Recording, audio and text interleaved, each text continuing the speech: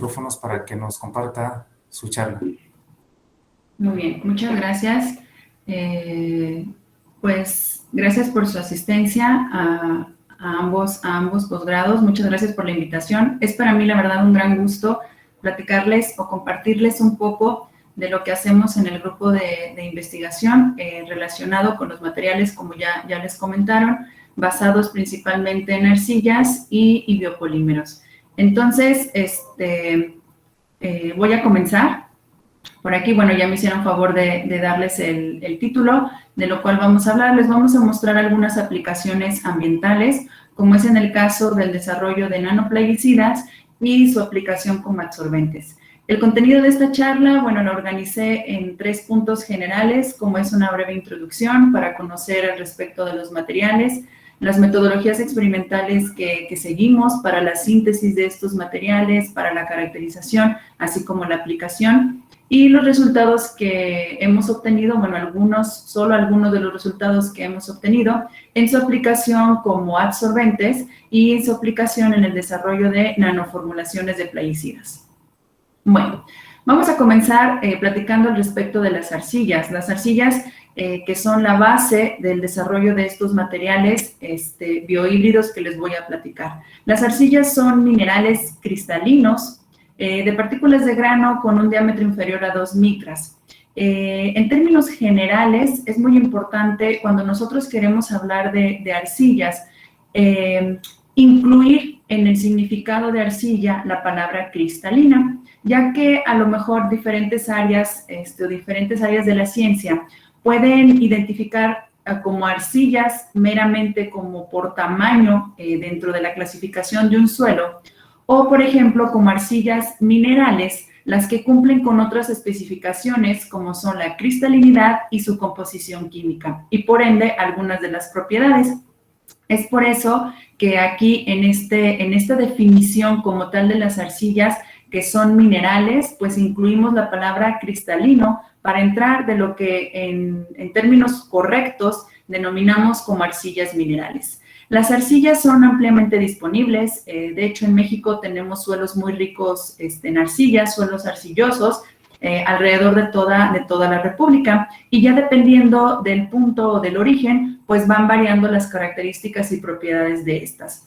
Las arcillas se caracterizan por una propiedad muy importante como es la capacidad de intercambio catiónico, y es gracias a esta propiedad que las arcillas han sido utilizadas básicamente como intercambiadores catiónicos en los tratamientos de agua, principalmente en la remoción de cationes, ¿no? Muy bien, ¿cómo están compuestas las arcillas? Bueno, la unidad básica de las arcillas son unas láminas. Tenemos la lámina, tenemos el espacio entre lámina y lámina que se denomina espacio interlaminar, y tenemos cationes dentro de este espacio. A esos cationes les denominamos cationes interlaminares, los cuales, por su propia naturaleza, vienen acompañados de moléculas de agua. Cada una de estas láminas están compuestas por capas. Podemos encontrar arcillas con capas tetraédricas y octaédricas, o la configuración más común, que es 2 capas tetraédricas con al centro una capa octaédrica. Estas 3 capas, o 2, según sea el caso, forman las láminas, y entre estas se encuentran los cationes interlaminares. La capa tetraédrica está compuesta por un átomo de silicio al centro y 4 oxígenos a los alrededores, formando así al tetraedro. La capa octaédrica está formada por un átomo de aluminio central y 6 oxígenos a los alrededores. Cuando estas capas comparten uno de los oxígenos, pues dan lugar a estas uniones que forman las láminas de las arcillas. De manera natural, pueden ocurrir lo que le denominamos sustituciones isomórficas. Estas sustituciones isomórficas se pueden dar tanto en la capa tetraédrica como en la capa octaédrica. En la capa tetraédrica, por ejemplo, en lugar de tener silicio, podemos encontrarnos aluminio, el cual se intercambia sin modificar la estructura tetraédrica. Es por eso que se les llama isomórficas. En el caso del octaedro, la variación puede ser aún mayor. En lugar de tener aluminio, podemos tener fierro, magnesio o algún otro elemento que sea con carga más 2. Esta descompensación de carga genera pues precisamente un exceso de carga negativa en la lámina. Como en la naturaleza todo tiende a ser neutro, de manera natural se intercalan en el espacio interlaminar estos cationes que nos permiten a nosotros balancear esta descompensación de carga debido a las sustituciones isomórficas. Estos cationes generalmente son calcio, sodio, potasio e inclusive puede ser hierro o magnesio. Ya depende del origen y del suelo de donde vengan las arcillas, el tipo de cationes interlaminares que éstas puedan presentar. Y obviamente también en función del tipo de catión, pues van a ser la capacidad que tengan estos para interaccionar. Estas estructuras tienen unas propiedades, o la mayoría de ellas tienen unas propiedades que su superficie se encuentra eléctricamente cargada. Como les comentaba, gracias a las sustituciones isomórficas, la densidad de carga de las arcillas es aniónica, ¿sale? Tienen una alta superficie específica en comparación con otros minerales, ya que en comparación con otros materiales, pues quizá a lo mejor consideran que esta no es un área elevada. Sin embargo, si comparamos con minerales que se caracterizan por tener bajas áreas o nulas áreas, pues realmente las arcillas tienen unas elevadas áreas superficiales o específicas. Tienen capacidad de intercambio catiónico y tienen la capacidad para absorber agua y moléculas dentro de su espacio interlaminar. Y en función del suelo y la profundidad, pues podemos encontrar una gran variación en su composición química interna. Existe una gran cantidad de arcillas, las cuales podemos clasificar en función, las podemos clasificar en función de las capas que estos tengan. Por ejemplo, bilaminares, como los que son tetraedro, octaedro, trilaminares, los que tienen 2 tetraedros y 1 octaedro, o inclusive lo que denominamos, que son cuatro láminas, TOT, alternadas, tetraedros, octaedros, y finalmente las fibrosas. Así como también en función, digamos, del tipo de catión que tengan en la capa octaédrica, como dioctaédricos y trioctaédricos. El dioctaédrico es aquel cuya capa octaédrica tiene mayoría de cationes con carga más 3, y los trioctaédricos son los que tienen mayoría de carga más 2. Y si se fijan, pues estos son unos ejemplos de algunas arcillas con estas características. México especialmente es muy rico en esmectitas y en algunas arcillas que le denominamos de suelos viejos, como pueden ser las micas. Es muy rico especialmente en la monmorillonita. Hay muy pocos yacimientos de vermiculita, pero sí podemos encontrar moscovitas o algún otro tipo de estas micas, como es la flogopita y la biotita. Otra manera de nosotros lograr clasificar las arcillas, pues es en función de su morfología y del arreglo que éstas tengan. Yo les acabo de platicar que en término común es que todas están formadas por láminas. Sin embargo, estas láminas o estas capas también pueden tomar ciertos arreglos que van a alterar su morfología, y muchas de sus propiedades pues también van a ser función de la morfología. Por ejemplo, tenemos las arcillas laminares. Dentro de las laminares se encuentran las esmectitas y las vermiculitas. Y aquí tenemos una imagen. Como su nombre lo dice, sus capas forman tal cual láminas. Una diferencia, por ejemplo, dentro de las laminares entre la bentonita, que es una esmectita, y la vermiculita, las esmectitas se caracterizan porque tienen una capacidad de hinchamiento. Es decir, les gusta tanto el agua que almacenan o absorben el agua en su espacio interlaminar, lo que hace que este se pueda incrementar más del doble cuando se encuentran en seco. Entonces, esta es la capacidad de hinchamiento. El espacio entre lámina, gracias a la presencia o a la absorción de tanta agua, se puede incrementar hasta el doble. Debido a la disponibilidad o al acceso que se puede tener por el hinchamiento, la capacidad de intercambio catiónico es elevada considerablemente, como 100.000 equivalentes por cada 100 gramos. Y los cationes de intercambio principalmente son sodio y calcio, y en algunos casos también podemos encontrar potasio. Dentro de las arcillas laminares también podemos encontrar pues, la vermiculita. La vermiculita, a diferencia de la bentonita, a pesar de que también sea laminar, tiene una elevada carga residual, es decir, tiene una gran cantidad de sustituciones isomórficas o descompensaciones de carga. Esto hace que sus láminas estén muy atraídas entre sí. Pero además de eso, también tiene un pequeño inconveniente que hace que esta, a pesar de ser una arcilla laminar, no tenga la capacidad de hinchamiento. El catión principal que se encuentra en el espacio interlaminar es el potasio. Y el potasio, imagínense que tiene el tamaño justo para entrar en las cavidades que se forman por las uniones o la estructura que van formando los tetraedros, de tal manera que es como si se formara, o sea, el hueco de la lámina inferior con la superior, pues están como atoradas, entre comillas, por la presencia del potasio, porque tiene justo el tamaño. Entonces, eso hace que tengan una dificultad para hincharse y, por ende, para acceder a los sitios de intercambio, aun cuando la capacidad de intercambio catiónico de estas arcillas es elevada. De hecho, es el doble de la que platicábamos de la bentonita, precisamente por esta elevada carga residual o descompensación de carga. Otra morfología que nos podemos encontrar en las arcillas es las fibrosas. ¿Y por qué les denominamos fibrosas? Porque tal cual forman fibras a lo largo del eje. O sea, cuando nosotros las observamos, por ejemplo, es un SEM. Cuando nosotros los observamos, aquí está una micrografía, forman estas fibritas. Pero estas fibritas no pierden la unidad básica de estar formadas por tetraedros y octaedros. La diferencia es que en función del tipo de arcilla fibrosa, vamos a imaginarnos la cepiolita, cada 6 grupos de tetraedros y octaedros se encuentran alternados.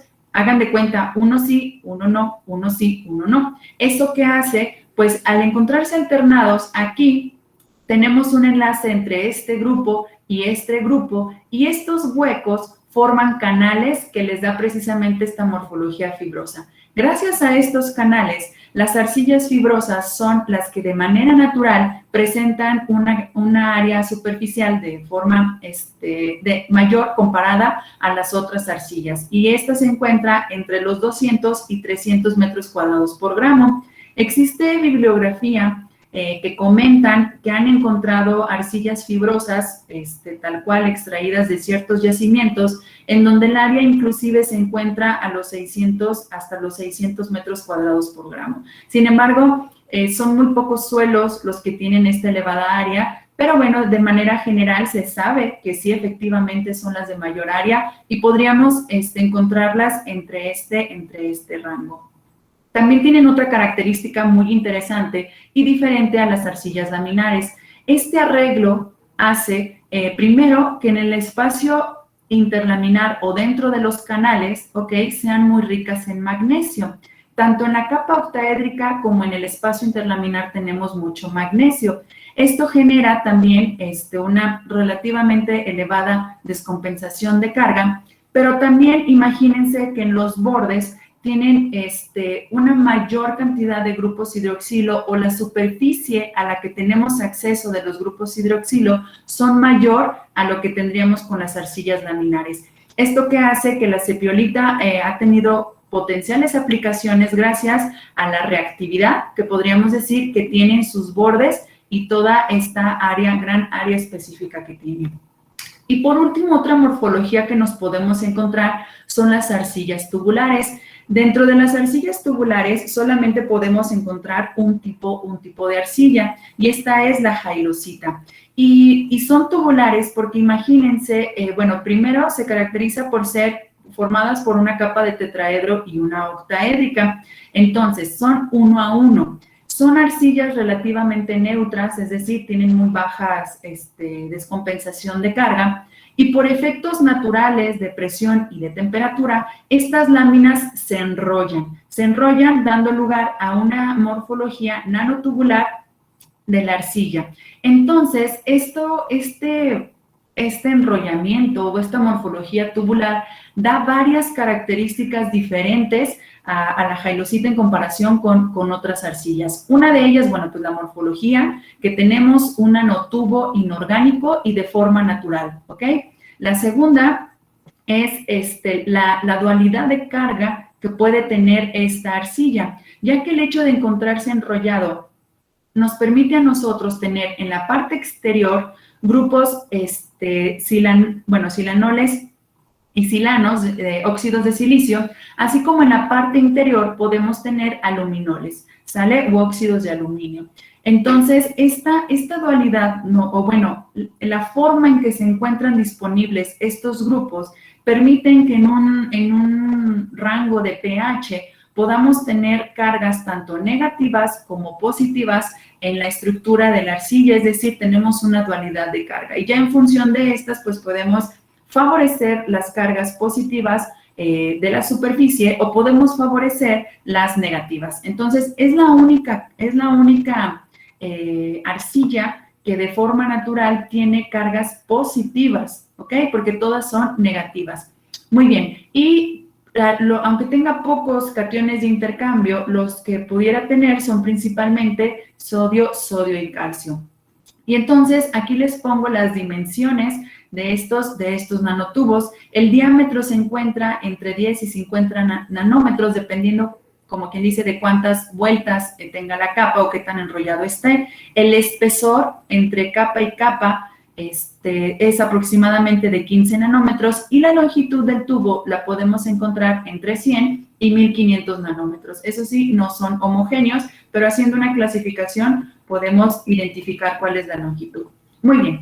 En términos generales, ya que vimos el tipo de morfología, cómo afecta sus propiedades, también hay que evaluar cómo es que las arcillas pueden interaccionar con diferentes moléculas.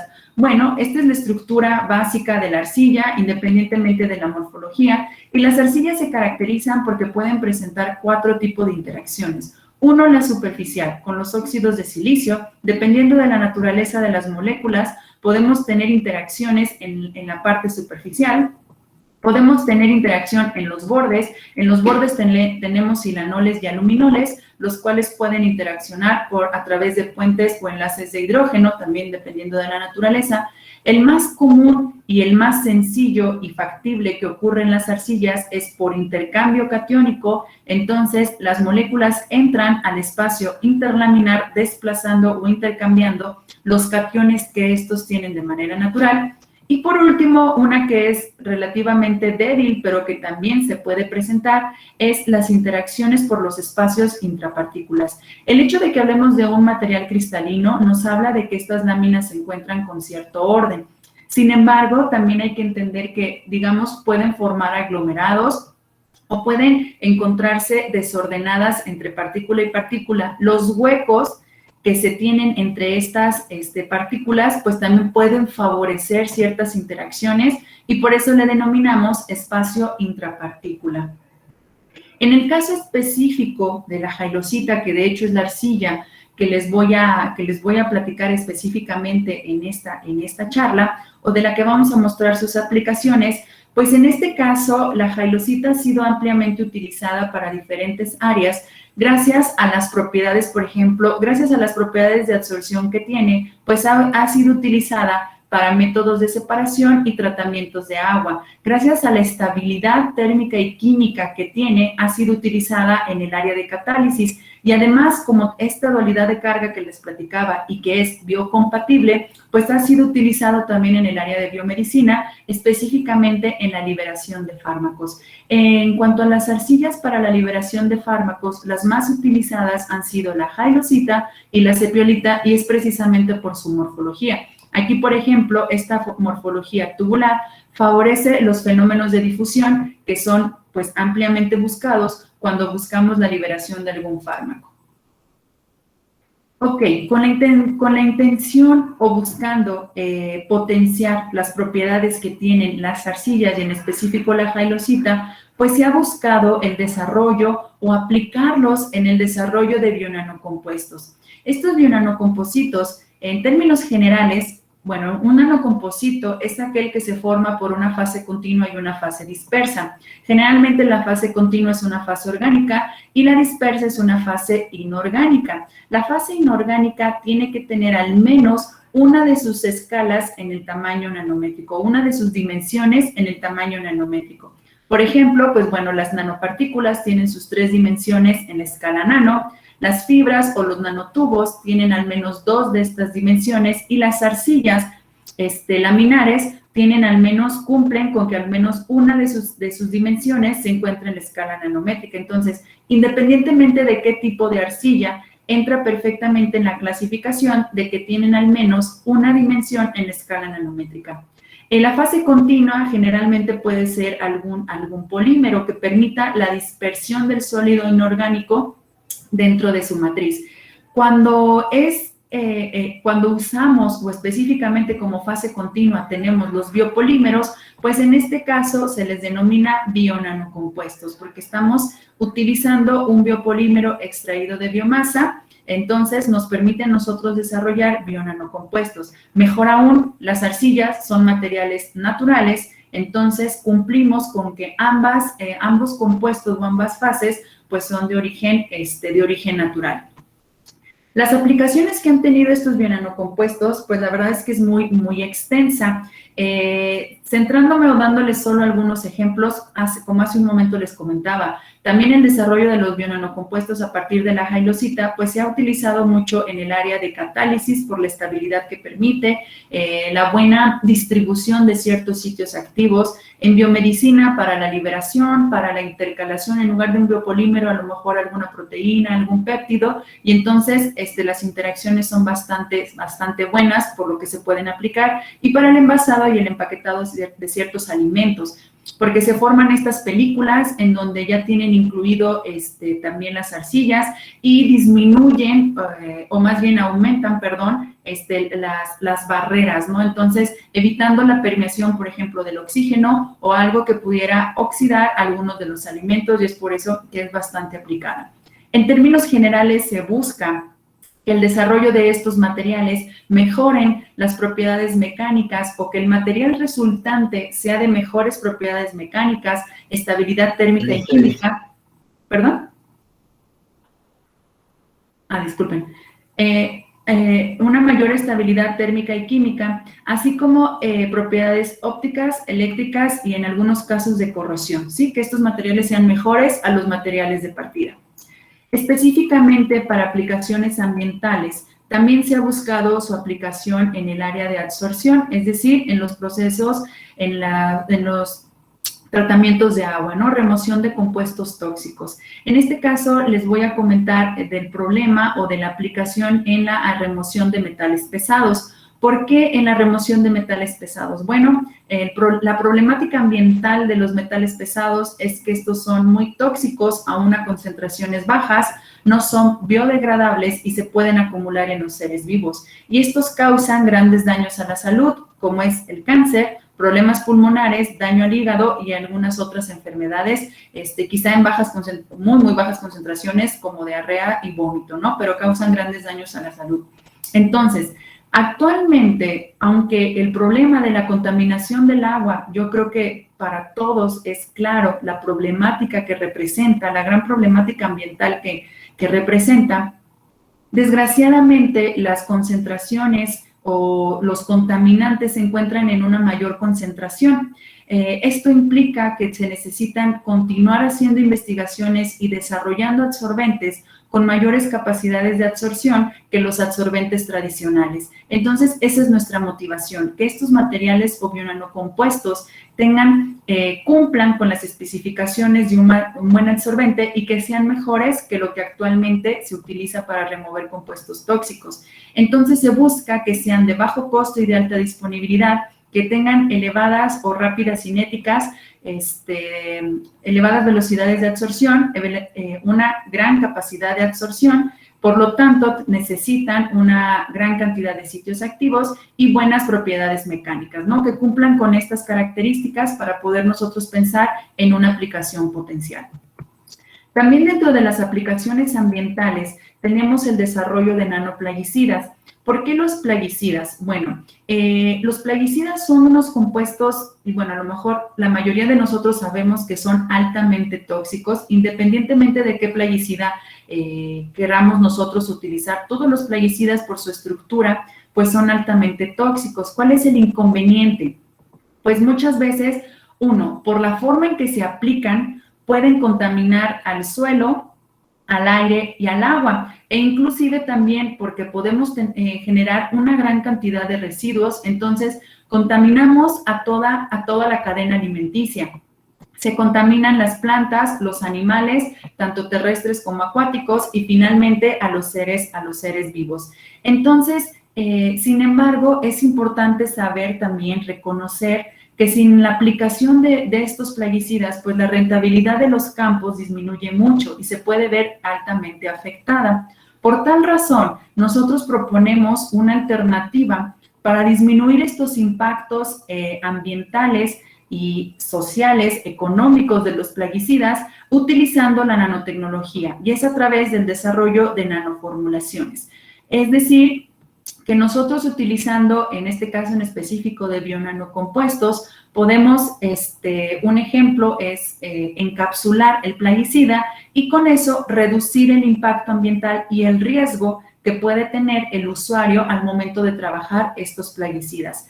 Dentro de los plaguicidas, bueno, los podemos clasificar como fungicidas, herbicidas, insecticidas y acaricidas. Aquí les voy a platicar específicamente del tebuconazol, el cual es un fungicida. ¿Y por qué este? Porque en México se utiliza o comercialmente es de gran valor, porque se utiliza mucho para los campos de tomate, de plátano y de trigo. Entonces, fíjense, pues bueno, el impacto que puede tener, sobre todo porque, bueno, al menos aquí en el centro del país, pues somos grandes exportadores de jitomate, ¿no? Solo por dar uno de los ejemplos. Entonces, de ahí la importancia de obtener una formulación de estos plaguicidas. Entonces, así les voy a presentar los resultados, algunos de los resultados de los que nos pusimos como objetivos. Primero, desarrollar un absorbente a partir de estos bionanocompuestos de alginato y halosita para su aplicación en la remoción de metales pesados en aguas contaminadas. Y otro de nuestros objetivos es desarrollar una nanoformulación de tebuconazol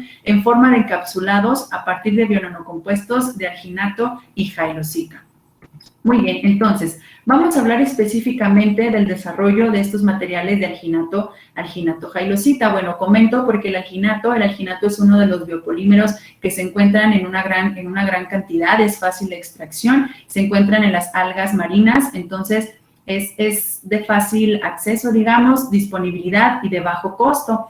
En ese sentido, pues la metodología que nosotros seguimos o la ruta de síntesis para los bionanocompuestos, utilizamos cierta relación en suspensión de la halosita y una concentración de alginato, los mezclamos por un goteo en donde va el alginato a la arcilla o a la suspensión de la arcilla. Después utilizamos ciertas condiciones de ultrasonido para favorecer la dispersión e inclusive nos ayudan a las interacciones, favorecer las interacciones intramoleculares de nuestros compuestos de partida. Con esto también se dejan un cierto tiempo en agitación y en temperatura constante, siempre controlado, en condiciones controladas. Y una vez que tengamos nuestra suspensión, ya en donde suponemos, pasado cierto tiempo, que hubo una interacción entre el alginato y la arcilla, pues ahora goteamos una cierta cantidad de cloruro de calcio al 2% con esta concentración, con la finalidad de obtener nuestros materiales en forma de esferas, ¿sí? Aquí el calcio lo que nos ayuda es que es quela, o sea, gracias a los grupos funcionales o al tipo de grupos funcionales que tienen el alginato, pues con la presencia del calcio atrapa o quela el calcio, dando esta morfología esférica. Y entonces estas esferas las lavamos después con agua desionizada y son las que vamos a aplicar para los dos ejemplos que hemos ya mencionado. Una vez que tenemos nuestras esferas, las caracterizamos por diferentes técnicas. Utilizamos infrarrojo para obtener o poder deducir las interacciones entre nuestros materiales de partida, así como caracterizar los grupos funcionales, microscopía electrónica de barrido para conocer nosotros la morfología de estos materiales, la estabilidad térmica la evaluamos con el TGA, con el análisis termogravimétrico, el potencial Z para conocer la distribución de carga a diferentes pHs de estos materiales y la capacidad de intercambio catiónico, y evaluamos si existiera capacidad de intercambio aniónico. Con esta caracterización, nosotros podemos conocer, bueno, qué tipo de material estamos obteniendo para su potencial aplicación. Bueno, les voy a comenzar mostrando el tipo de material que tenemos. Previo a la caracterización, también una parte que evaluamos fue la absorción del alginato sobre la jailosita.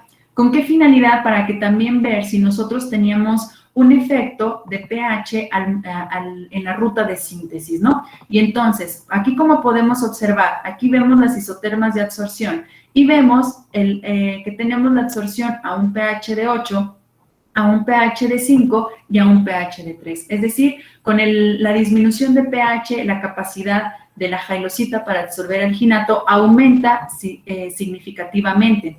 Y esto se puede deber precisamente a que a este pH, a pH de 3, los grupos carboxílicos que se encuentran presentes en la estructura del alginato, pues se encuentran desprotonados o han cedido el protón, se encuentran de forma negativa. Y por ahí la arcilla se encuentra predominantemente positiva, ¿vale? Entonces, las fuerzas de atracción se pueden favorecer y, por ende, la absorción del alginato en la jailosita. Evaluamos primero, pues, identificar que la jailosita o el material realmente sea la fase cristalina que estamos suponiendo. Aquí vemos los difractogramas y podemos ver que efectivamente la muestra tiene las fases o los planos característicos de una jailosita. Estos son de los bionanocompositos a diferentes concentraciones de jailosita. Y vemos dos cosas. Realmente no vemos una diferencia significativa en el espacio interlaminar, lo cual es de esperarse, dado a que recuerden que esto que estamos midiendo es el espacio entre cada capa que se encuentra enrollada, de tal manera que es muy estable la morfología, por lo cual es muy difícil que nosotros logremos hinchar o expander esta área. Y por aquí vemos el que se encuentra en una mayor cantidad de alginato. El alginato en difracción se caracteriza como un material principalmente amorfo. Y vean cómo identificamos todavía algunas fases. A lo mejor se ven los picos ya como un poco de ruido, pero esto se puede deber a un proceso de dilución, ¿no? A un fenómeno de dilución. ¿Por qué? Porque tenemos mayoritariamente alginato que por ahí puede opacar algunas de las difracciones de los planos de la jailosita, pero se sigue identificando. Entonces, con el método que nosotros estamos trabajando para el desarrollo de estas esferas, pues vemos primero que sí se encuentra la arcilla, que es estable y que no se altera por el procedimiento que estamos siguiendo. Y entonces, bueno, aquí represento en donde en función de las isotermas creemos que podrían estarse debiendo las interacciones entre el alginato y la jailosita. Esta es la esfera vista desde un microscopio. Es como nosotros la podemos observar.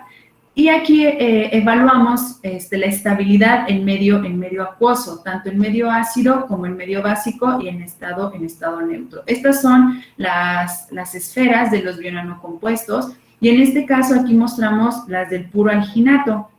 Vean la diferencia, bueno, espero que se vea claramente, tienen la misma masa. Aquí se distingue muy bien las esferas todavía de nuestros compuestos, de nuestros bionanomateriales. Sin embargo, aquí ya se nota que estos se disuelven, ¿sale? Entonces, efectivamente se comprueba que gracias a la formación de estos bionanocompuestos, a las interacciones que existen entre la arcilla y el alginato, pues se genera un material con mayor estabilidad en medios ácidos y en medios acuosos. Muy bien, analizamos la morfología de estos materiales. Es que si no se va a regar todo lo que está ahí en tu bolsa. Ay, perdón, no sé si hay micrófono abierto sin querer o me... Ya está resuelto. Doctora, puede continuar. Ok, gracias. Entonces, cuando analizamos la morfología de nuestras esferas, pues en este caso es la morfología del alginato. Vean cómo, bueno, se ven así como pequeños pétalos, la forma en que se acomoda el alginato. Y aquí lo vemos con un solo 5% de arcilla y aparentemente todavía mantiene la misma morfología que el alginato. Se ven algunas como que más unidas o estas formas de pétalos ya no se ven tan claros. Sin embargo, vean la gran diferencia ya cuando tenemos un 50%. ya no se distingue esta morfología tan clara del alginato y mejor aún, se empiezan a observar como pequeñas fibras, lo cual nos da indicio a nosotros que el alginato se está acomodando en la morfología de la arcilla y aquí ya más bien está predominando la morfología tubular de la arcilla, que nos da indicio de cómo se acomoda el alginato en su estructura. Por otro lado, también hicimos un análisis de EDS en el interior de las esferas.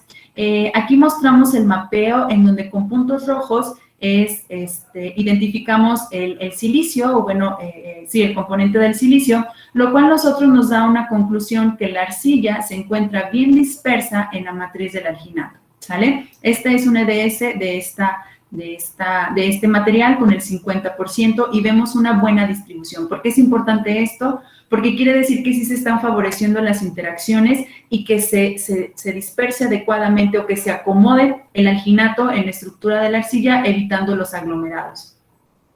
Por infrarrojo, bueno, caracterizamos los grupos funcionales principales de la jailosita, en donde identificamos las bandas atribuibles a los enlaces oxígeno-silicio, aluminoles y el agua interlaminar, así como en la parte externa de los nanotubos.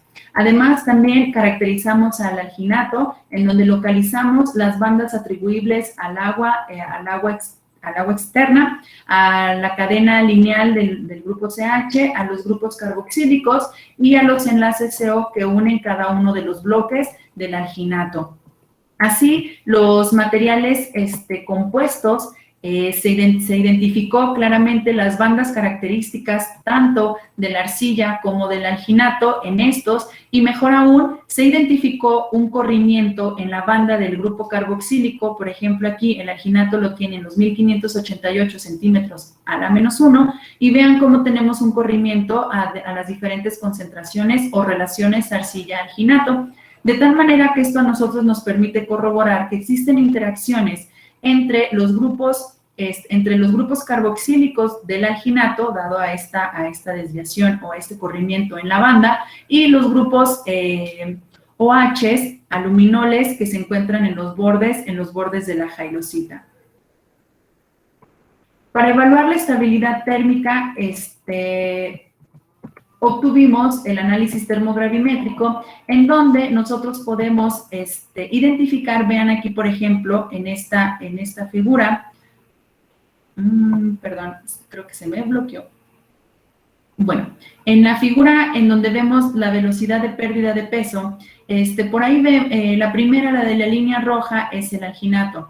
Ahí vemos una primera pérdida de peso a los 204 grados centígrados, y vean cómo los bionanocompuestos, por ejemplo, empiezan digamos, esa misma pérdida que se atribuye completamente a la desintegración desintegración del alginato, pues en ese caso se presenta a los 209 y 222. Es decir, se corroboró que existe un corrimiento en las temperaturas para la degradación del alginato. Se comprueba la estabilidad térmica y mejor aún, en el bionanocompuesto que tiene un 50% de jailosita, vean cómo la segunda pérdida de peso se muestra un pico mucho mayor, que es el de 247, ¿ok? Esto nos permite a nosotros también corroborar la presencia de interacciones entre nuestros compuestos de partida, y lo mejor es que también la presencia de que el alginato se encuentra en la parte interna de la jailosita, por lo que la jailosita está protegiendo al alginato, y es por eso que retarda aún más su liberación, casi 50 grados centígrados. Entonces, con eso corroboramos la estabilidad térmica y que el alginato y la jailosita tienen interacciones, e inclusive en la parte interna. Muy bien. Además, la distribución de carga, tenemos ahí la distribución de carga, y esta línea azul representa la jailosita y en rojo tenemos al alginato. Como se pueden dar cuenta, como podemos observar, ambos se encuentran en un pH de 3 a 12, su distribución de carga es negativa. Sin embargo, la jailosita es mucho más negativa que el alginato. ¿Qué pasa con la obtención de los materiales? Pues de hecho, tal cual siguen una relación que van, conforme aumenta la cantidad de jailosita, pues se van digamos, la distribución de carga es más similar a precisamente al del material de partida. Entonces, estos se encuentran intermedios a ambos materiales de partida, ¿sí? Y entonces son predominantemente negativos e inclusive en un pH de 5 a 9 podemos decir que la carga es casi constante, viendo nada más una diferencia significativa en un aumento de 5 a 3 o en una disminución de 9 a 11. La capacidad de intercambio, bueno, pues aquí vemos cómo la jailosita tiene una baja capacidad de intercambio, como les decía, son arcillas casi neutras, y entonces tenemos un valor de 2.2 miliequivalentes por cada 100 gramos. Y ya nuestros materiales bionanocompositos, pues tenemos para el que tiene el 50% de arcilla 300 y para el de 95% de alginato, tiene 450. Y el alginato tiene una elevada capacidad de intercambio catiónico que es cerca de los 1090. Entonces, con respecto a la arcilla, la capacidad de intercambio se favorece significativamente y con respecto al alginato, pues esta disminuye y puede ser precisamente debido a las interacciones que tienen entre ambos materiales. Vamos a comenzar a mostrar algunos de los resultados, ya que tenemos comprobado que efectivamente tenemos un material con mayor estabilidad química en medio acuoso, térmica y que existen interacciones entre nuestros materiales. Entonces, procedimos a utilizar estas esferas para la remoción de cadmio. Los primeros experimentos que hicimos fue probar con las diferentes cantidades de jailosita en nuestros bionanocompuestos y una concentración de cadmio. Y aquí vimos esta relación, en donde aquí observamos que esta es la capacidad de absorción, o es la masa absorbida del alginato bajo estas condiciones, y este es el material con un 50% de arcilla, y aquí cuando no tiene alginato. Como vemos que en el caso de la arcilla, la capacidad de absorción se favorece hasta 6 veces. Sin embargo, aunque nosotros modifiquemos la concentración o la cantidad de jailosita en nuestros materiales, pues la capacidad de absorción realmente no se ve muy, digamos, la diferencia no es muy significativa, ya que es solo un 10% menor respecto al alginato con la jailosita, al que tiene un 50%. Entonces, vean, aun cuando aumentamos 2 veces más la jailosita, pues realmente la capacidad de absorción no se vio afectada significativamente.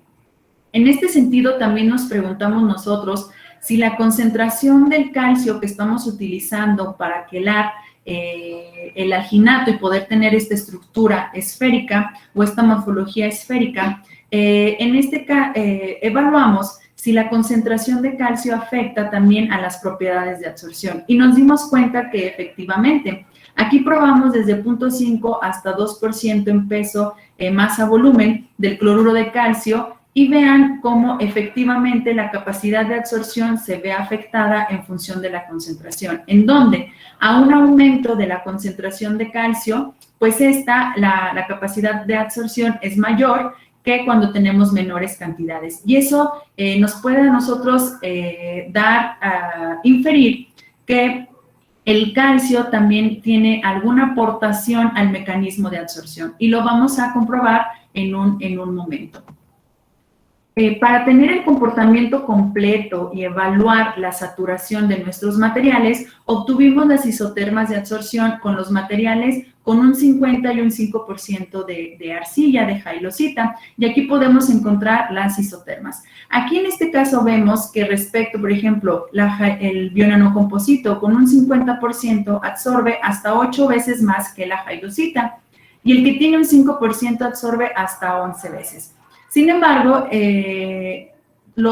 ambos materiales que probamos, se encuentran por debajo del alginato. Pero es importante recordar que el alginato tiene el inconveniente de que se disuelve, no es estable en medio acuoso, lo cual representaría un problema, porque al momento a lo mejor de separar o de retirar el absorbente, pues ya se encontraría disuelto, inclusive podría causar algún tapón, o realmente recuperarlo requeriríamos de otros procesos, a lo mejor como volverlo a quelar, ¿no? A coagular para que nosotros podamos extraerlo. Entonces, ya representa una problemática pensando en la aplicación. Entonces, al no hacer aplicable, pues vemos realmente una ventaja, una mejoría en las capacidades de absorción de nuestros compuestos.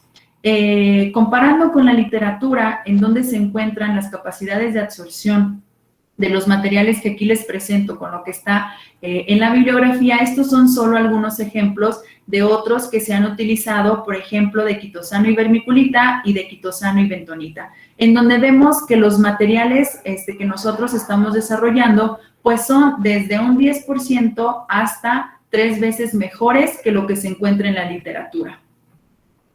Así, además, es importante mencionar que también la arcilla está, digamos, gracias a la presencia de los grupos funcionales del alginato, pues se aumenta la capacidad de absorción, pero también hay que ver que la presencia de la arcilla, como veíamos a lo mejor por ahí por microscopía, que veíamos que estaba tomando la morfología o el acomodo del alginato sobre la superficie, pues este acomodo también favorece a la capacidad de absorción. ¿Por qué? Porque veíamos que el alginato tiene una capacidad de intercambio relativamente elevada, cerca de 1000. Entonces, si nosotros vemos con tan solo poner un 5% de arcilla, el aprovechamiento de los sitios de intercambio es de un 34%.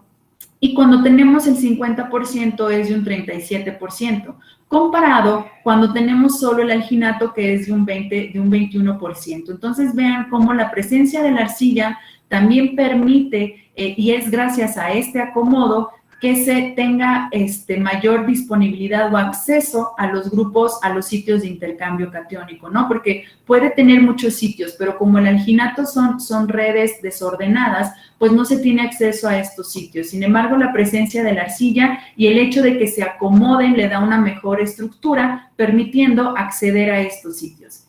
Se realizó el efecto de pH, de temperatura y de reversibilidad, es decir, se evaluaron los parámetros de absorción. Sin embargo, bueno, por cuestiones de tiempo no se los muestro, pero podemos resumir todos esos experimentos en que nos permitieron a nosotros corroborar que el mecanismo de absorción está fuertemente influenciado por la capacidad de intercambio catiónico y las fuerzas electrostáticas. Entonces, aquí les muestro este experimento que es el potencial Z de nuestros materiales previos a la absorción de cadmio y después a diferentes concentraciones de cadmio absorbidas. ¿Qué es lo que pasa? A un aumento de la masa absorbida, o bueno, de cadmio absorbido, pues si se fijan, se van neutralizando ciertos sitios y la carga está tendiendo a ir a disminuir, ¿no? Es decir, la carga negativa está tendiendo a ir hacia el cero, es decir, se están neutralizando ciertas cargas negativas por la presencia del cadmio. Entonces, eso nos permite corroborar que existe una contribución de fuerzas electrostáticas en el mecanismo de absorción. Además, por otro lado, también para comprobar la contribución del intercambio catiónico, se hicieron estos estudios en donde aquí tenemos en puntitos verdes la liberación de calcio a la solución y en puntos azules tenemos la absorción de cadmio. Entonces vean cómo tiene bueno, para empezar, tienen el mismo comportamiento. Tenemos una liberación de calcio dada a la absorción de cadmio. Y esta diferencia que se puede dar entre la absorción de cadmio y la liberación de calcio, es decir, no son 1:1, de hecho es 1:2, ¿vale? Pues se da porque ocurre el otro mecanismo. Entonces, están ocurriendo de forma paralela la absorción por intercambio catiónico y por fuerzas electrostáticas. También se realizó un estudio EDS dentro de la esfera una vez que ocurrió la absorción de cadmio. Y aquí podemos ver este análisis. En verde tenemos el cadmio y en azul tenemos el calcio. ¿Cuál es lo interesante de aquí? Pues que efectivamente vemos, bueno, primero que el cadmio se absorbe homogéneamente y además que donde tenemos estos puntitos verdes, pues no vemos el color azul. Es decir, efectivamente ocurre un intercambio del calcio por el cadmio para que ocurra la absorción. Entonces, el mecanismo de absorción que fue comprobado inclusive, les comento también por la desorción, la reversibilidad, el efecto del pH, de la temperatura, son estos dos, intercambio catiónico y fuerzas electrostáticas. Se realizaron experimentos de las curvas de decaimiento. Se obtuvieron las curvas de decaimiento de cadmio a diferentes concentraciones iniciales, diferentes masas de nuestros materiales bionanocompuestos, de la misma manera como de los materiales de partida, como la jailosita y el alginato. ¿Con qué finalidad? Pues de nosotros evaluar la velocidad de absorción. Estos experimentos fueron ajustados mediante un modelo de permeación, ya que nuestros materiales no tienen realmente área superficial ni porosidad. Entonces, debido a esas características físicas de nuestros materiales, utilizamos este modelo de permeación que nos permitió a nosotros conocer o correlacionar los datos experimentales, las cinéticas, y aquí les presento los resultados pues de una manera también muy resumida, en donde en esta tabla podemos evaluar, pues bueno, primero el porcentaje de desviación del modelo propuesto, modelo desarrollado por Leiva Ramos y colaboradores. Utilizamos un modelo que fue propuesto por ellos y vemos que el porcentaje de desviación es relativamente bajo, lo cual nos indica a nosotros que hay un buen ajuste. Y aquí podemos observar los valores de permeabilidad de nuestros materiales. Tenemos el del alginato y de los materiales bionanocompuestos. Y vean cómo al aumento de la concentración de arcilla o disminución de la cantidad de alginato, este coeficiente de permeabilidad es mayor. Esto nos permite a nosotros corroborar que efectivamente la presencia de la arcilla favorece la velocidad de absorción, es decir, favorece que sea de una manera más rápida comparada con lo que es el alginato. Entonces, se obtiene un material con una mayor facilidad para que se difunda el cadmio dentro de la partícula de nuestros bionanocompuestos. De esta manera, con estos resultados, podemos concluir, ahorita nada más parcialmente de la aplicación como absorbentes, es que se logró el desarrollo de un absorbente con mejores características que los materiales de partida, tales como una buena capacidad de absorción o competitiva respecto a lo que se encuentra actualmente, una rápida velocidad de absorción mejor que los materiales de partida, excelentes propiedades mecánicas, estabilidad térmica y estabilidad en medio acuoso. Eso en cuanto a su aplicación como absorbente. Para la aplicación en la nanoformulación de plaguicidas, específicamente del tebuconazol, la arcilla se caracteriza porque es una arcilla hidrofílica. Debido a eso, nosotros podríamos tener las interacciones con el plaguicida pues podrían ser nulas o muy bajas. Para favorecer estas interacciones, pues es necesario modificar la superficie de la jailosita y eso lo hacemos a través de surfactantes. Los surfactantes son moléculas que tienen ambos grupos, polares y no polares. Entonces, bajo la primicia de que la parte la parte polar va a interaccionar con la arcilla y permite tener disponible la parte no polar para interaccionar con el compuesto orgánico, en este caso el plaguicida, el tebuconazol. Se probaron diferentes surfactantes, los cuales se probaron los que se eligieron fue principalmente variando su capacidad o su balance lipófilo-hidrófilo, que es el HLB, y también se seleccionaron surfactantes que digamos que se usan comercialmente para la formulación de plaguicidas, como son los SPAN y los TUI. Son los más comunes que se usan en las empresas. ¿Con qué finalidad? Pues de desarrollar una formulación también comercialmente competitiva. Entonces, se probaron estos surfactantes con diferente naturaleza lipofílica y un surfactante catiónico. Primero probamos la absorción de estos surfactantes. ¿Por qué? Porque gracias a la absorción de esto, como les decía, vamos a invertir la superficie o las características de la superficie de hidrofílicas a organofílicas. Y vean las isotermas que se obtuvieron para cada uno de los surfactantes. En este caso, pues vemos un comportamiento típico de los surfactantes que es una isoterma bimodal, es decir, tenemos como que dos zonas de equilibrio. Y esto se debe a que en la primera zona los surfactantes se caracterizan a absorberse como monómero en la superficie de la jailosita. En la siguiente zona, en la segunda zona, pues se caracterizan como bímero. Y finalmente, pues aumentando la concentración, pues los surfactantes suelen formarse o coordinarse como micelas y se pueden absorber en la superficie de la jailosita como micelas. Entonces, por eso es que vemos esas etapas claramente caracterizadas aquí en la superficie, en las isotermas de absorción. Y bueno, en este sentido lo que podemos ver, bueno, a lo mejor lo identificamos aquí de una manera más clara, pues en función del HLB, fíjense cómo, bueno, en el primer equilibrio, el surfactante que presentó una mayor masa o que se absorbió mejor sobre la jailosita es el SPAN 20 en ambas zonas o en ambos puntos asintóticos, ¿no? Y bueno, el SPAN 20 se caracteriza por tener un HLB cercano a los de 8.6 y el otro SPAN es de 4.3 y después los twin se caracterizan por ser principalmente hidrofílicos, entonces tienen un HLB mayor a 10. Entonces vean cómo los que se absorben mayoritariamente en la jailosita son los lipofílicos, seguidos de los hidrofílicos, ¿no? Y además, bueno, en ambas, se sigue este comportamiento en ambas zonas. Se realizaron los espectros de infrarrojo para identificar las interacciones entre cada uno de los surfactantes y la jailosita. Aquí solamente les voy a mostrar que se comprobó en el caso del SPAN 20, que fue el que más se absorbió, se identificaron en los denominamos organojailositas.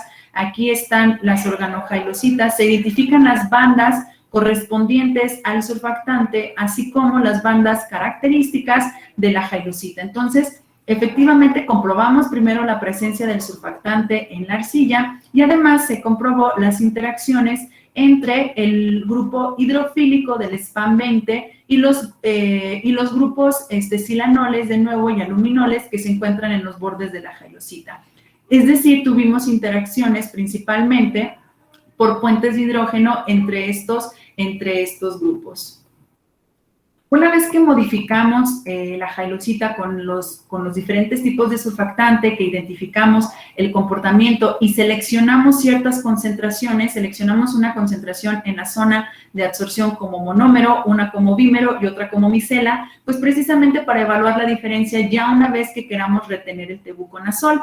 Aquí les muestro el ejemplo del SPAN 20, que es precisamente el que mostró una mayor absorción, la jailosita mostró una mayor absorción del SPAN 20, y vemos una diferencia que aquí esta es la isoterma de absorción del tebuconazol sobre la organojailosita modificada con el SPAN 20. Esta es la jailosita natural y vemos que efectivamente su capacidad de absorción es muy baja. Pero ¿qué pasa conforme va aumentando la concentración del surfactante en la jailosita? Pues la capacidad para retener el tebuconazol se ve significativamente favorecida, ¿no? Es casi del doble. Entonces, seleccionamos la mejor, digamos, la concentración del surfactante de cada uno de los tipos de surfactante y aquí vemos el efecto del tipo de surfactante para la absorción del tebuconazol y las concentraciones máximas seleccionadas, la concentración que tenemos absorbida del tebuconazol en cada uno de ellos y se sigue un comportamiento similar en la capacidad de absorción de los surfactantes. En donde vemos que la organojailosita modificada con SPAN 20, pues es la que tiene una mayor capacidad de absorción del tebuconazol, hasta 6.7 miligramos por gramo. Aquí a lo mejor es importante mencionar que si lo vemos como tal, no sé, para un proceso de tratamientos de agua, a lo mejor alguien puede considerar que esta es una concentración baja. Sin embargo, el objetivo ahorita de evaluar la absorción no es tanto para la remoción en un medio acuoso, sino que más bien es para lograr la encapsulación. Entonces, el hecho aquí, digamos que más bien buscamos cuantificar cuánto es capaz la arcilla de absorber, porque en un momento dado, a la hora de formular, realmente no necesitamos mucho principio activo. Nuestro objetivo más bien es disminuir la cantidad de principio activo para que sea lo menos tóxico posible en nuestra formulación y con eso, pues que sea viable y que sea igual de efectiva que lo que actualmente se encuentra comercializado. Una vez que ya encapsulamos o que ya tenemos las interacciones del tebuconazol con nuestra arcilla y el surfactante, pues procedemos ahora sí a hacer las esferas con el alginato. Y aquí les muestro los espectros de infrarrojo en donde nosotros podemos identificar que a pesar de las ya interacciones o a lo mejor de los grupos bloqueados que se encuentran gracias a la presencia del surfactante y del tebuconazol, pues siguen estando presentes las interacciones con los grupos carboxílicos y la estructura de la arcilla. Son en menor intensidad, pero se siguen presentando principalmente estas interacciones para la formación de las esferas. Entonces, estas esferas, a diferencia de las que teníamos como absorbente, es que ya se encuentra presente el surfactante y el tebuconazol. Ok, ya una vez que tenemos nuestras esferas con el tebuconazol, pues procedimos a probarlos para el crecimiento o bueno, para la evaluación in vitro de un hongo, ¿sí? De Fusarium. Y aquí encontramos los resultados.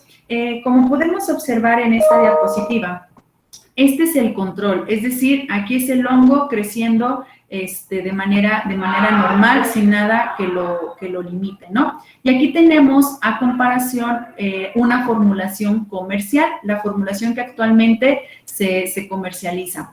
Quiero comentar también que esta formulación comercial tiene un 25% en peso del principio activo. Entonces, la verdad que la comparación en cuanto a la cantidad de tebuconazol, pues es muchísima, ya que todas nuestras formulaciones que ahorita discutiremos realmente contienen debajo del 1%. Si recuerdan ustedes las concentraciones que les pusimos que estaban reteniendo en función de las isotermas de absorción.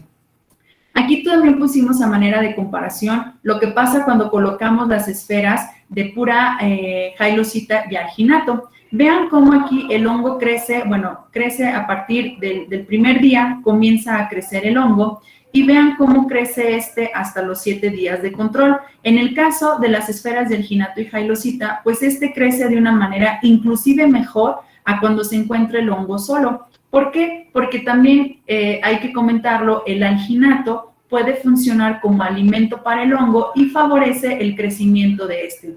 Sin embargo, ya en todas nuestras formulaciones, cuando tenemos el tebuconazol, realmente se inhibe y retarda el crecimiento del hongo. Vean en el caso de cuando tenemos la esfera con el surfactante, con un surfactante catiónico, vean cómo realmente crece inclusive menos que el comercial. Por otro lado, también aquí tenemos, cuando tenemos las esferas, con el SPAM 20, que es el que tiene una mayor cantidad de surfactante, así como de tebuconazol. Vean cómo realmente inhibe, o sea, vean el área de contacto o el área de crecimiento del hongo, y es menor a lo que tiene el comercial. Además de que retarda, ¿no? O sea, empieza a crecer casi hasta entre los 5 y 7 días y de manera análoga con las otras esferas. Es importante mencionar que estas esferas se encuentran deshidratadas y se hizo la evaluación aquí con el contacto directo. Con estas esferas deshidratadas, ahora evaluamos el crecimiento de este hongo, pero cuando no se encuentran en contactos. Se encuentran separadas todas a la misma distancia de aproximadamente 1 centímetro. Y vean, por ejemplo, bueno, de la misma manera, aunque no haya contacto, bueno, aquí el hongo crece de manera homogénea y pues aquí crece mucho mejor. Repito, el alginato puede funcionar e inclusive algunas propiedades de la arcilla como nutriente para el hongo. Entonces, pero vean, por ejemplo, aquí cómo se forma, o sea, se ve muy bien que inclusive están creciendo alrededor de las esferas.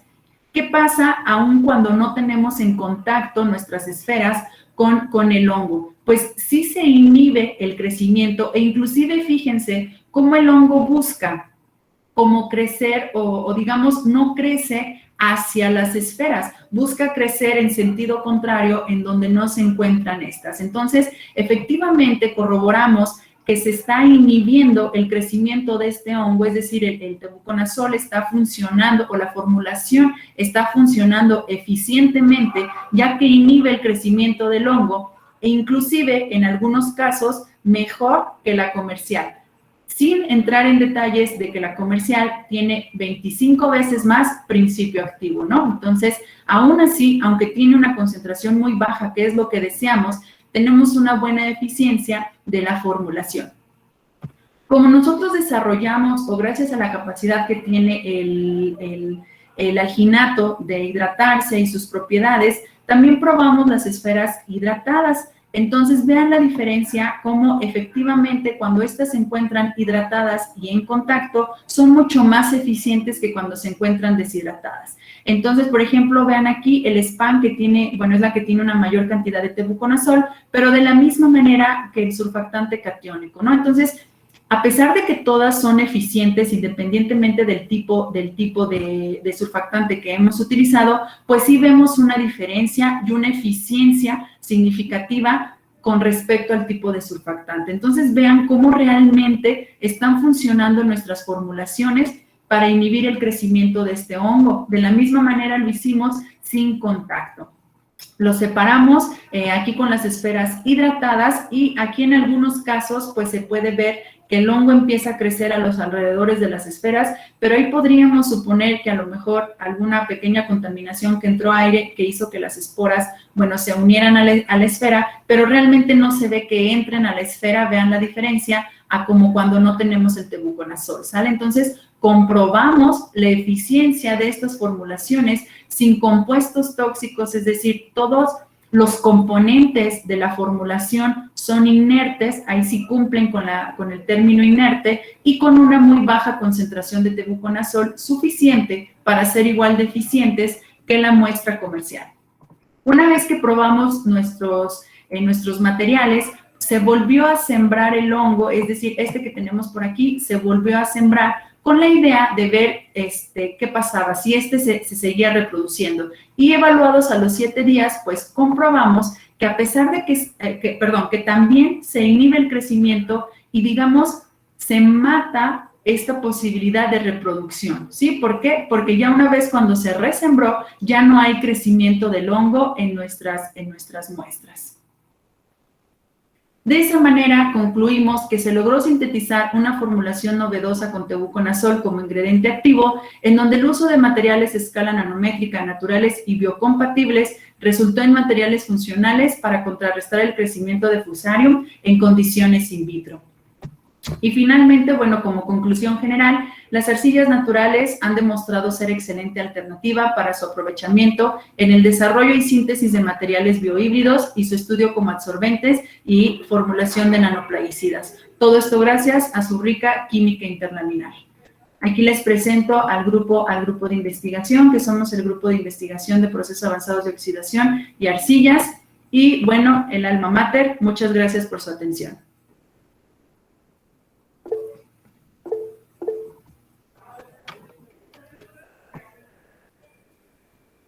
Ok, muchas gracias, doctora, por su presentación. Doctor Fabián, ¿está por ahí?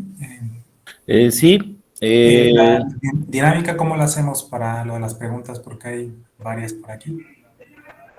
Pues, tú veles dando la palabra. Ok. Bien, a ver, nada más que no veo aquí los que... Vi que levantaban la mano, pero no vi dónde están los... A ver, si quieres, ya vi. A mí sí me salen en fila. Sí, ya están aquí. Sí, gracias.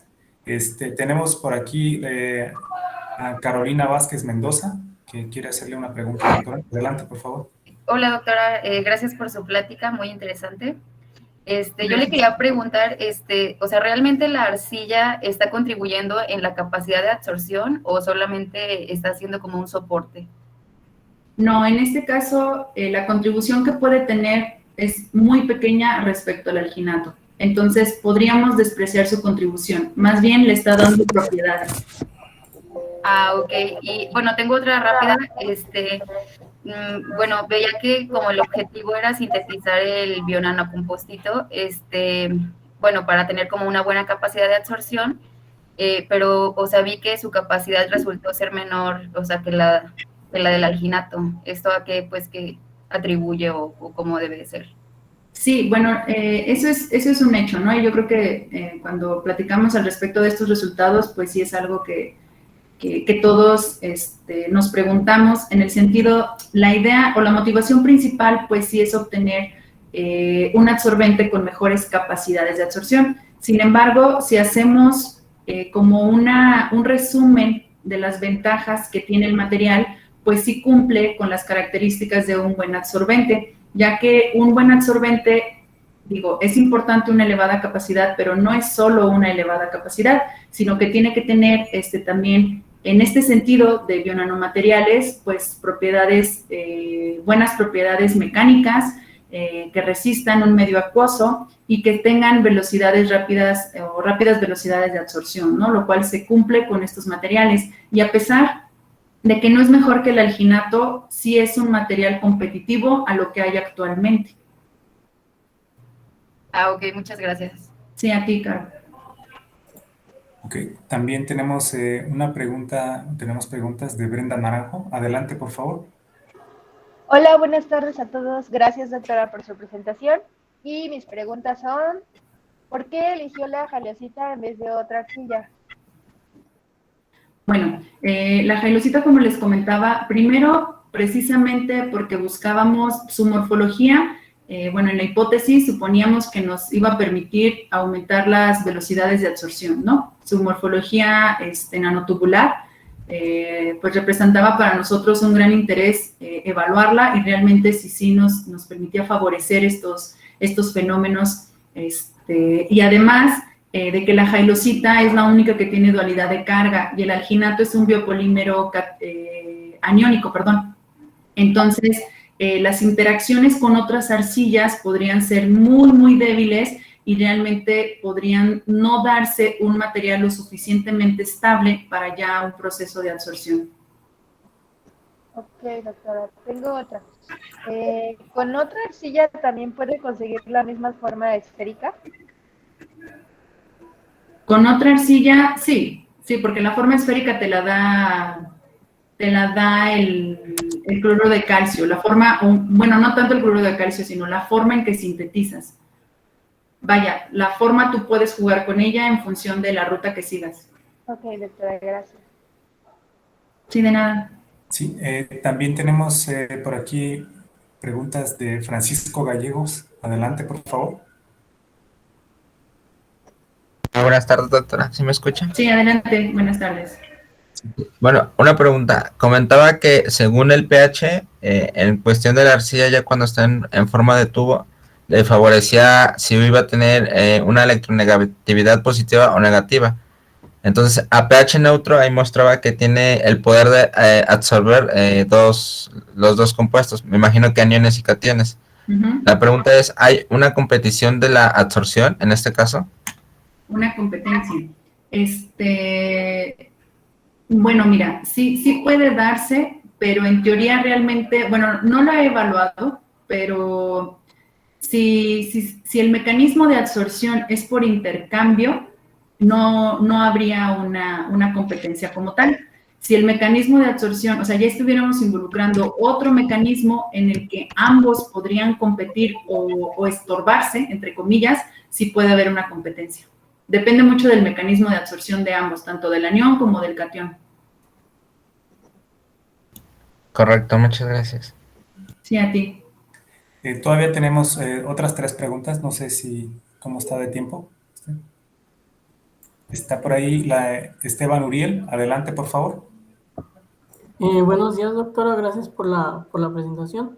Mi pregunta es, ¿ha evaluado este material con otros contaminantes y qué esperaría respecto a que tenga interferencias y a la selectividad? Ok, ¿con otros contaminantes te refieres como absorbente? Sí, ¿verdad? Sí. Sí, como absorbente lo evaluamos para plomo y para cobre y también resulta bastante eficiente, precisamente por los grupos funcionales que tiene el alginato, pues sí es muy bueno para absorber también otros metales pesados. No hemos probado otro tipo más que metales pesados y porque como el mecanismo es similar o el mismo, efectivamente va a haber una competencia por los sitios de absorción. Entonces, ahí la selectividad ya depende de las propiedades, ¿no? A veces es la electronegatividad, a veces es el radio iónico, o sea, existen muchas variables que pueden afectar a la selectividad, pero ahorita solamente hemos evaluado la absorción individual, no se ha hecho un competitivo como para decirte específicamente cuál es el parámetro que nos permite a nosotros identificar la selectividad, pero digamos, evaluando la individual, podríamos decir que es más que nada la electronegatividad. Ok, muchas gracias. Sí, de nada. También tenemos preguntas de Elizabeth Albineda. Adelante, por favor. Sí, hola, buenas tardes. Muchas gracias, doctora, por la presentación.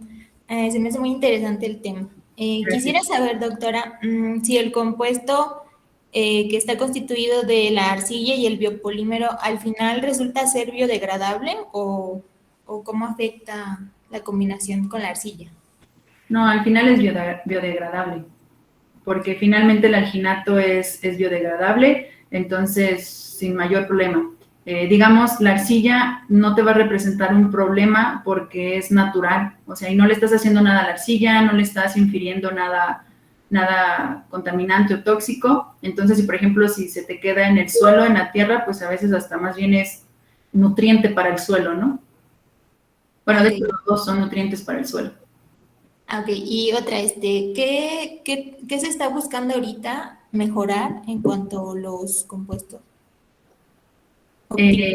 Específicamente de los de arcilla biopolímeros. Ajá, sí.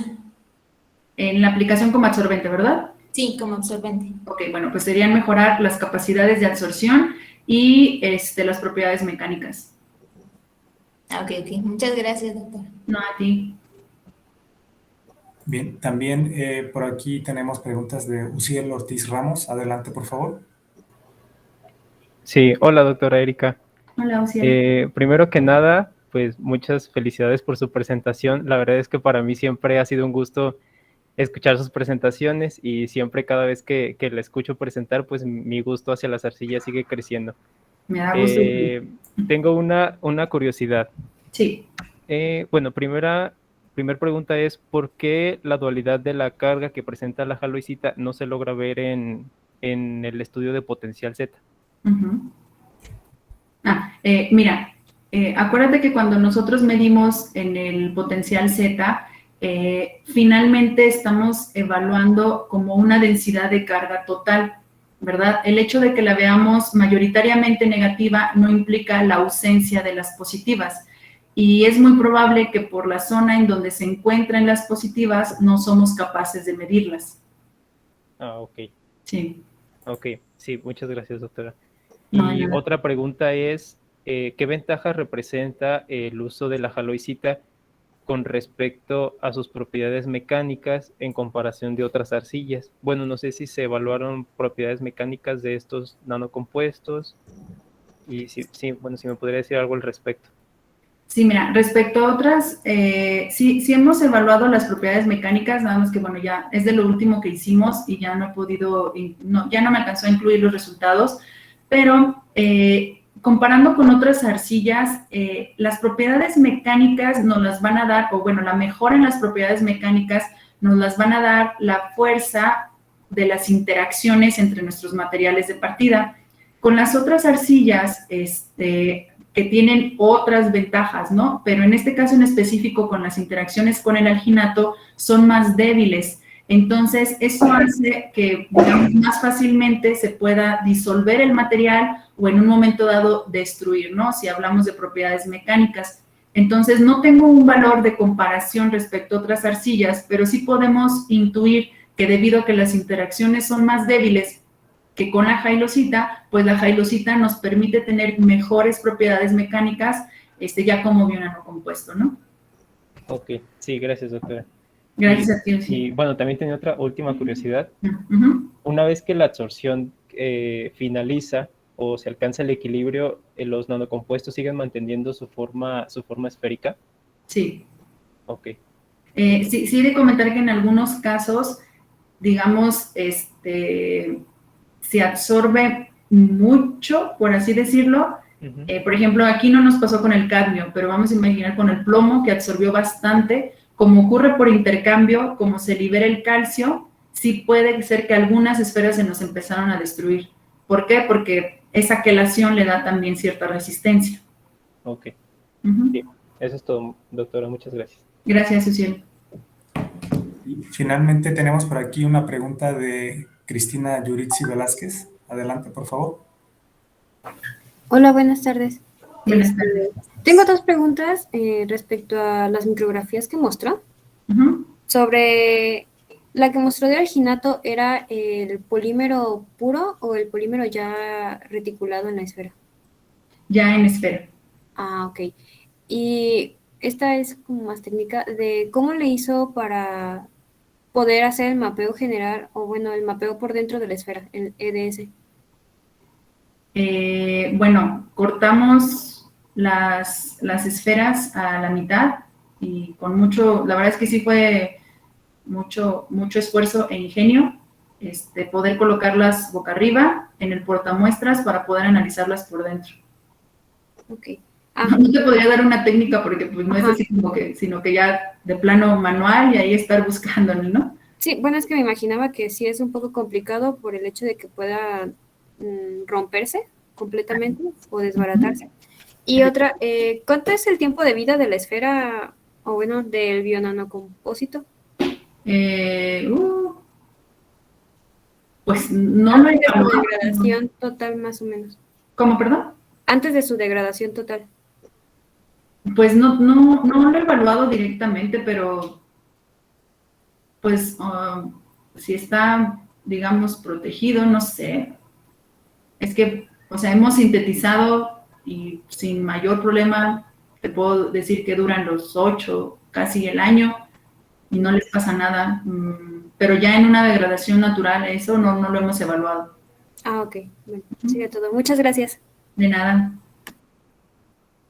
Ok, muchas gracias por las preguntas. Por aquí también en el chat tenemos una pregunta de Wendy Pérez Vigueras, que, bueno, pregunta que si es posible reutilizarlas, las esferas, después de que se libera el sitio activo para la planta, por ejemplo.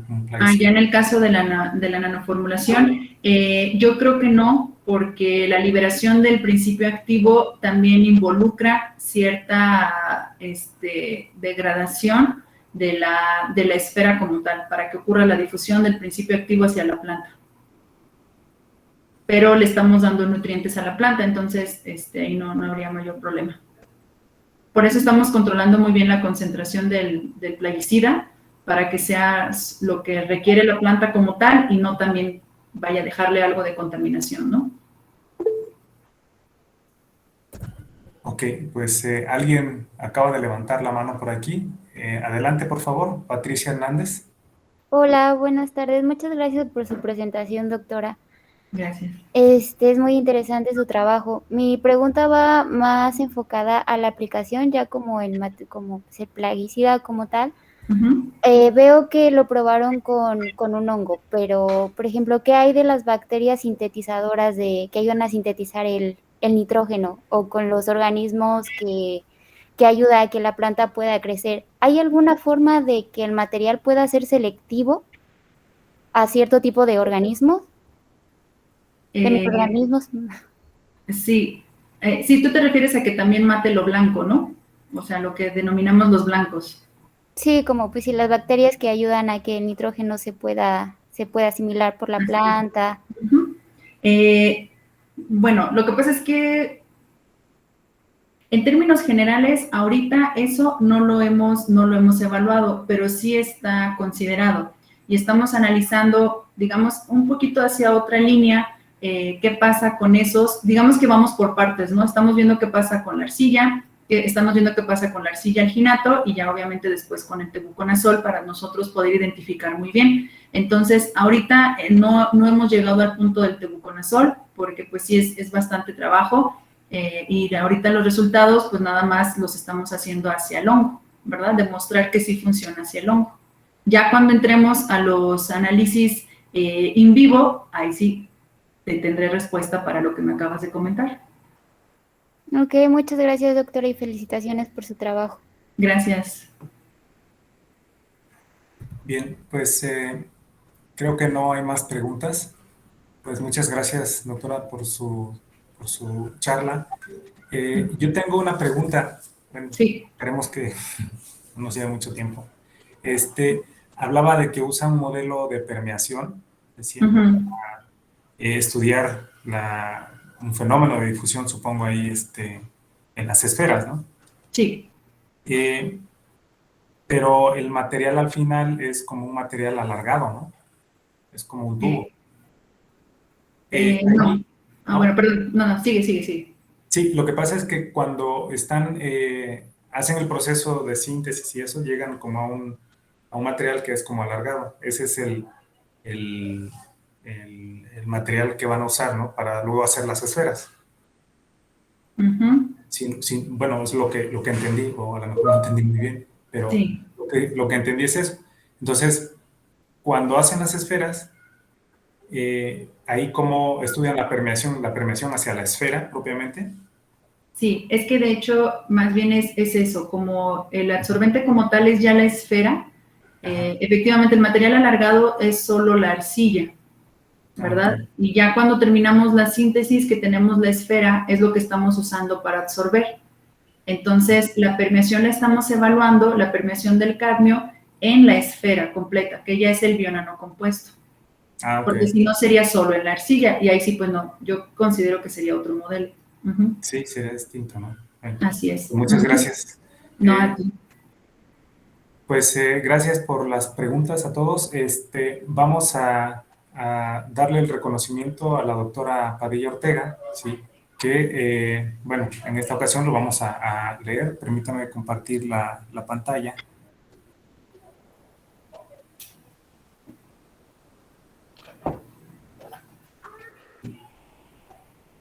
¿Sí se ve la pantalla ahí? Sí. ¿Sí? Ok. Bueno, pues la Universidad Autónoma de San Luis Potosí, la Facultad de Ciencias Químicas y el posgrado en Ciencias de Ingeniería Química otorgan el presente reconocimiento a la doctora Erika Padilla Ortega, ¿sí? Por su valiosa participación en el seminario en colaboración entre ambos programas de la Instituto Tecnológico de Celaya y la Universidad Autónoma de San Luis Potosí, ¿sí? Con la conferencia Desarrollo de Materiales Biohíbridos de Haliosita y Alginato y su aplicación en la nanoformulación de plaguicidas y como absorbentes. Firman por el Instituto Tecnológico de Celaya la doctora Sofía Magdalena Díaz Vega, coordinadora de la Maestría en Ciencias e Ingeniería Química, el doctor Fabián Fuentes Cortés, coordinador del doctorado en Ciencias en Ingeniería Química, y por parte de la Universidad Autónoma de San Luis Potosí, de posgrado en Ciencias e Ingeniería Química, el doctor Raúl Ocampos Pérez. Entonces, pues muchas gracias, doctora, por su presentación, y pues no sé si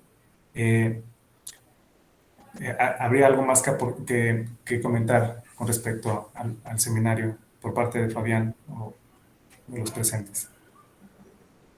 No, pues nada más agradecerle a la doctora Erika su disponibilidad para compartir con nosotros su trabajo, y bueno, pues esperar que esto siga funcionándonos bien para ambos posgrados y seguir estrechando el vínculo de colaboración que tenemos. Sí, muchas gracias por la invitación y como dices, ¿no? Si se diera alguna colaboración, pues aquí estamos a la orden. Muchas gracias. Ok. Pues muchas gracias a todos. Nos vemos entonces los del posgrado de Celaya en fin de mes de octubre, y los del posgrado de aquí de la Facultad de Ciencias Químicas nos vemos el próximo viernes. Gracias, hasta luego. Nos estamos viendo.